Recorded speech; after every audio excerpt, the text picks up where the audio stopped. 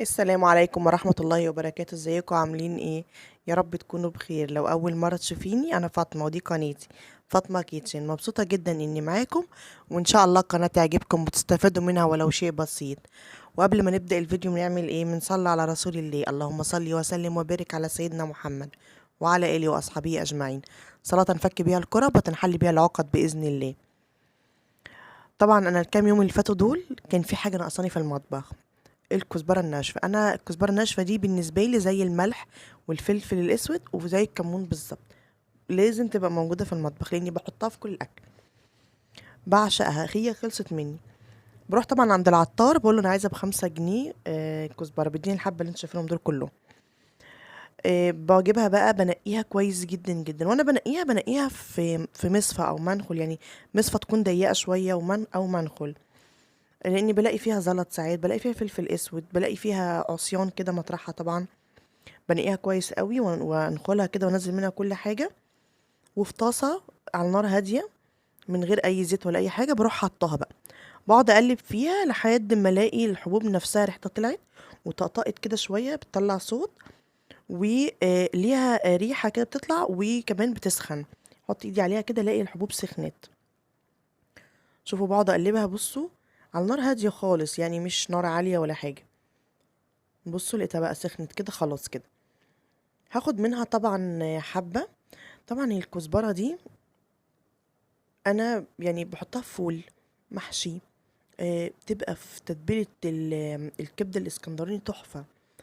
على اللحمة المفرومة، مع التعصيجة بتاعت الفراخ، كل حاجة بصراحة بحطها فيها.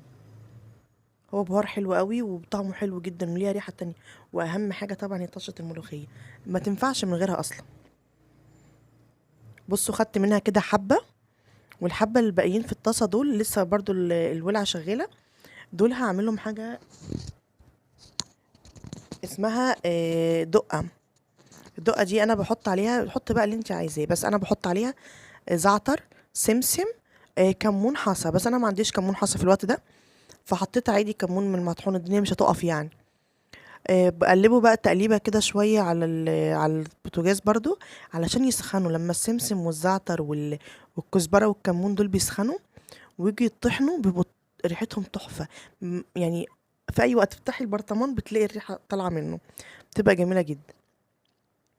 طبعا انا بطحن الحاجات دي واحطها في التلاجة، خاصة الكزبرة يعني عشان ريحتها تفضل فيها.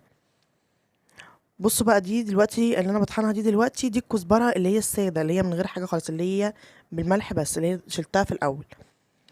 هطحنها، بحط لها شوية ملح حلوين علشان تطحن تبقى ناعمة خالص، ما تبانش في الاكل.